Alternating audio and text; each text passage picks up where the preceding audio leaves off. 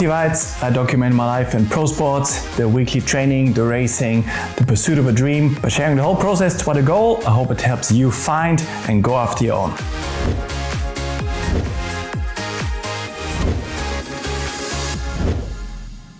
Welcome back, another week. Let's go straight into my training. I'm going to be sharing all the data, all my training towards the 2026 Ironman Pro season. Let's have a look what the week of 12th of January 2026 looked like.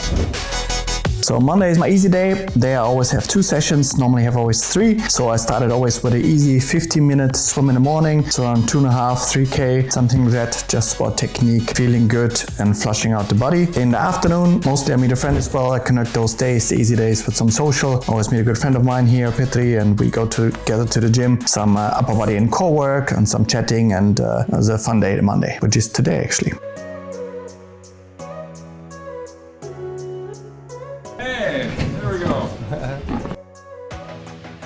Then Tuesday we hit the gas a little bit normally. It's a double run day, so I run in the morning. There I went to the track again because it's here in the deep winter in Finland. That's where I live. Running outside fast is not really possible. So either I'm going to the treadmill, or obviously it's not as fun on the treadmill. And there's a heat factor as well. We have this beautiful indoor track here. It's a 400 meter loop. It's actually also 800. You can run downstairs as well. And there the main station was 12 times 200. I was feeling a lot better there. So I think it's the 3rd or 4th time I'm running this session. And it's still about technique, still about running clean, not about smashing it yet.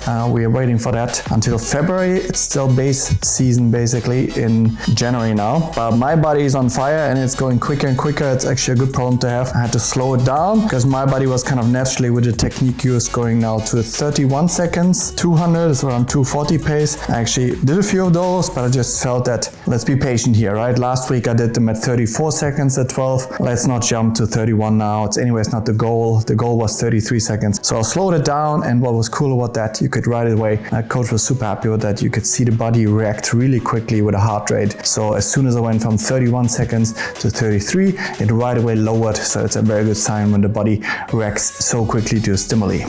Good running, 105 hours and a total of 12.2 kilometers with average heart rate of 146. Lunchtime, the filler before my second run, again it's volume most of it now, is an easy ride. It's a 90-minute indoor ride. It was 225 watts, 126 heart rate. Key have the low heart rate there. Always watch something funny, make it enjoyable. I like the indoor riding, I'm so used to it by now. And visualize races and being in air position, and yeah. Evening time, nice and snowy. So all my runs are basically do outside except for the speed work. So there a nice 50-minute easy run. It was 9.2 kilometers. Heart rate nice and low, that's the goal. All easy running. 130 average heart rate, 526 minute per K pace. I swear I found a glitch in the matrix. Do you guys know that? How is that? If you're running, there's literally someone walking his dog and someone coming on the opposite way. 3 people on the walk path, no one else. And you always meet in the exact same spot, so it's really tight. I just had this 2 times here. I have it all the time. Must be some glitch in the matrix. Do you guys have that as well? Let me know. Then Wednesday, that was a fun day. In the morning again, a nice easy run, volume, mileage gaining, 90-minute easy run, 17.1 kilometers, nice and low heart rate, 134 average again, 517 average pace. Quick check-in from my midweek long run. So this here is actually the sea. So not quite frozen yet. Some people are going over already, they live in Ireland, so they just walk this bit. But not quite frozen. Like it starts. But soon it will be all free, all frozen. You can drive a car on there, people will be skiing, you can walk through the islands. It's awesome. Probably can't see it, but someone is ice diving there. It's probably the fire watch or whatever. They're practicing with the cord, obviously, otherwise you will die out there. But yikes, no thanks.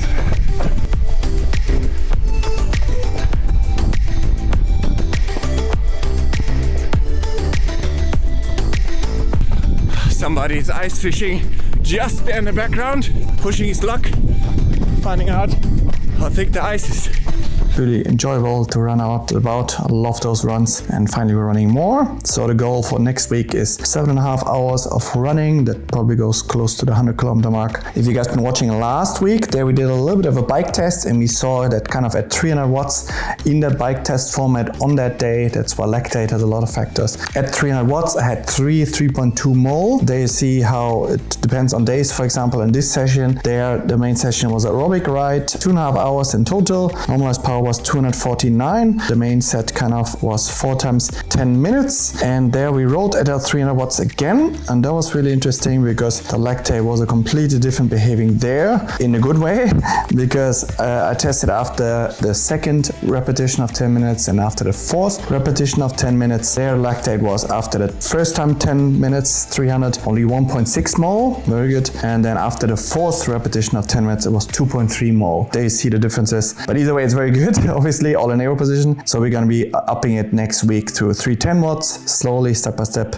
all aerobic. I hope to be for that session kind of at 330 watts for like 2.5 mole, or ideally under. That would be something good for Dallas 70.3 mid-March as a first one. 320, 330 watts for me riding there. That would be good progress. Not going to win you any races, but it's some pretty good speed with the aerodynamic change I'm planning to make. So with that 320, 330 watts for a 90 kilometer flat-ish ride, we should get you around 44, 45 kilometers average for the whole 90 kilometers riding. Then came a nice twist of event. A little background. We talked with my coach. I talk once a week to her for half an hour, 1 hour. We have a call, and she said basically, okay, next week we've been loading for a while. It's very likely that you can get tired and we have to kind of dose it down for 3-4 days. And I, of course, listen, but I was thinking, I'm gonna outsleep that prediction. No way. I'm gonna beat her. I'm gonna outsleep, out-eat, out-recover option. Fun fact, I didn't even make it to next week. My God, she's too good. So on that Thursday, I started feeling pretty tired, and I always look when I get tired, did I do anything in my control? There was no outside stressors that I brought in that happened that could have caused extra stress, worst recovery. I slept, ate, and drank to the absolute best of my ability. Nothing that I could say. That was 10 out of 10, all of them. I did in the morning the gym session, Thursday. Again, my easy day on Thursday with a swim a little bit quality. Morning, we headed to the gym. There we did some pretty challenging leg workout. I'm building some metal plated quads and legs so that I really in a marathon, there's some stuff I found after 14 years of searching probably what I can do there that actually correlates to endurance sports running. Happy with that session, but I was already pretty tired, and then I thought, okay man, you gotta outsleep coach's prediction that you have to back off. So obviously I want to train full gas all the time. So I had a big 1 hour nap at lunchtime, and after that I was really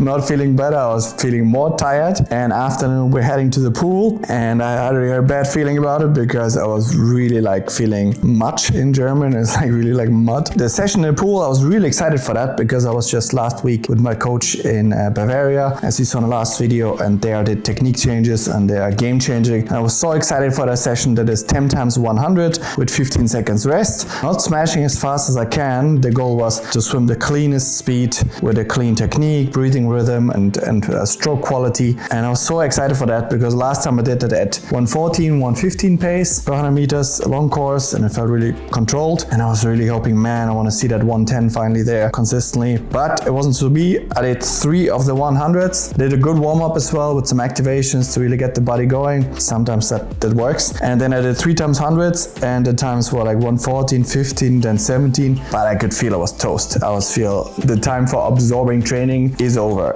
And I think unless you've been down this road that you know what that feels like. I've been in all facets of overtraining. I know what comes after this phase, right? After you feel like this, it's not like you have a slump, because it's the second day that was even worse. I didn't make a change of plan of that day already, not on day 1 you have to do it. Then the next day I woke up and I was like, data also resting heart rate, HRV was all a basement, and my feeling was again, mood in a basement, you are attracting negative thoughts, all those things. The only thinking negative is like, okay, your body is really tired, because there's objectively nothing I should be unhappy about. I have a very healthy body. I can live my dream, And sure, I'm not anywhere where I want to be, but no reason to feel bad about it. I feel always very positive. When I'm not positive, there's only one thing that led to it. Also, when you saw all the videos of mine from last years, when I'm not positive in a video, I'm tired. So I completed the swim, by the way. On the Thursday, I completed it. The rest of the hundreds I ran slower, and then normally was 4 times 400s after. I also broke that up in 20 times 50, again adjusting to a highest possible quality and still get the duration in. And then I slept for over 10 hours to really outsleep the prediction of coach. Didn't work, felt worse. Did the 45-minute run in the morning. Heart rate was already higher. I didn't feel great. And after that, I basically contacted my coach, and she sees the data every day anyways. Also in this file we put all my subjective markers in there, like how I feel and sleep, and also write stuff in as like an Excel sheet she has access to, and all the data obviously. And everything was looking not good, meaning then I had a quick call with her, just a 10-minute call, and saying, okay, the end of the absorption period is here. It was next week like a prediction, was actually earlier. So then we adjusted the next 3 days. Normally it would have been a 25-hour training week. Now it ended up around 19 hours. We can check in the end. I'll put the stats in the end of the video. But now it was all about absorption and making sure all the work that I did, which was perfect, gets absorbed. This part exactly now was my biggest weakness of the last, probably always. The better I got in the sports and the more ambitious I got, the more you start pushing. And if you're a character like me and like most people that do triathlon, if you're crazy enough to do 3 sports at once, you are a little bit cuckoo. So actually backing off is your weakness. Going to training, to keep training and just ignore the signs of your body, that's your strength. So it's not discipline for you or me to keep going.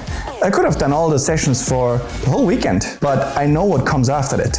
But only because I've been there several times. If you've never been there, bad news for you probably. You have to go there and you have to know what it feels like. No coach can hold you back. You have to know what comes after. Either you get injured, because I can tell you, it's one of 2 things coming. Either get physically injured, that side was never my weakness, but I got sick. My immune system just shut down, just telling me, hey, it's over with. It's a really refreshing thing. I probably had that the first time. Also in the last years when I was already pursuing this dream full time, each time I had to back off training, it was already way too late. It was way too late, and from there it just went downhill. So meaning I got sick from there, everything got worse. And now it was so cool to see, it's so refreshing. I was so happy that, you back off at the right time, also because she made the call obviously. But I communicated early, hey, something isn't right. I don't want to lie to myself. You're just slowing down the process of becoming better. And then we adjusted the plan. Saturday training, it looks like a lot, but 3 hours for me and easy is actually recovering. So we did a 1 hour 45 bike ride with some short sprints, 8 times 10 seconds, just to spike a bit activation, but everything very low otherwise. 122 heart rate, 206 normalized power for that ride. Good morning guys, Saturday morning. Good news, everything's looking a lot better.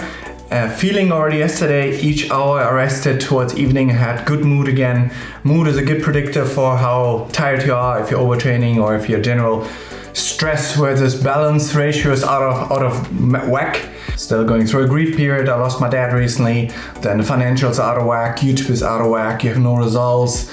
Like everything that is psychologically important for a person is out of balance with me. I chose that path. Any day of the week I can walk out. The door is right there. I can go back to a comfortable life, to a life of safety, but I don't want it. I know what's going through that door. I know what happens there. I don't want none of that. So I rather stay on the path. And right now, for example, I recovered. It's looking so much better. You can see that, especially HRV went back up, which is one measure. It's not everything. Mainly feeling. Yesterday, each hour of not doing something, I felt better and better and better. So I also decided not to go to the gym, do this little workout for the swim. Just wasn't needed, didn't help. And now I feel already amazing. Resting heart rate is down, HRV is up. And very important also, average heart rate for the night. I like that with Aura a lot. So that is down from 56 to 51. So the whole stress of the night, the body can tell it's already better. We're gonna be doing 3 more days of this. Today is a 1 hour 45 bike ride. Then in the evening of Saturday, where I went for a 1 hour swim. Again, most of it easy, just some short 25s where I did some technique changes and some activations, just short, not intensity, but like activations, everything easy otherwise. Then we already the last day of the week, which was a Sunday, and there I started off with a 40-minute run jogging into the day, again through the forest. This one actually, it's a nice one. She puts in sometimes that you run without the watch, without looking at pace and anything. And obviously me as like a more data-driven brain as well, like I wasn't a fan of it at the beginning, but now I understand why. Next time just try it. You know your loop probably, you know your rough paces. If you run the same loop, I know for example this one loop, it's 8K, it's around 40 minutes, it's 42, doesn't matter, but it has to feel easy and just it's so freeing to have no phone with you, no watch either, because there you notice like how much you're shackled to all this data and always analyzing. It's fatiguing, right? So without it, you're just like nothing, no music, no nothing, just you running in the nature. Give that a go once a week. It's really a game changer. Don't worry, it doesn't make a difference if you're in training, as long as you keep it easy and run the rough time. It's no difference if you record it or not. Then Sunday lunchtime, we had a 2-hour aerobic ride, 223 normalized power watts, 26 average heart rate. There's some 2 spikes, a little bit 1 minute is a bit over threshold, just activation. Otherwise solid aerobic, so the body can recover further. Last session of the day, I was heading to the gym, some core and legs, some leg work as well, but nothing heavy or anything, just something that keeps the whole mechanism nicely activated. And I now had some areas of weakness, for example the adductors, this classic woman's machine you see doing when you press together. That muscle group was a lot weaker, 50% weaker than the outside. All those small things, they will come out eventually.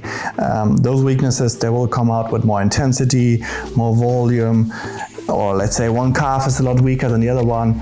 Put the clock after it, that if you, once you're in your key training phases, that structure will just say, hey man, I'm not so happy because the load is much higher to what I have the strength from. So most people, when they get something, including me, if I would get something orthopedically, mostly 9 out of 10, one of two things, either lack of mobility. That's why my wife does sometimes, especially feet, mobilizing the small joints, because if they are blocked, you can really easily overload the calf and just get tired there for no reason at all, except that the feet get blocked. So mobility is one, and the other one is just pure strength of a structure. So that's why gym work, even the most basic exercises, I keep on purpose also basic ones in, like leg extension, leg curl, all single leg, because our sport is so complex in motions, the body will automatically compensate to achieve the desired result, i.e. the paces you want to run, the pace you want to swim. But in the gym, you can isolate the muscle groups. That's why I wouldn't only do squats and all those, because again, it's a complex movement. The body will lift the weight, but with the pattern that it has. So if you do some single leg work, and you will see differences in strength, for example, and those you can clean up really. You don't have to be in it forever. It doesn't have to be taxing that you get sore, not at all.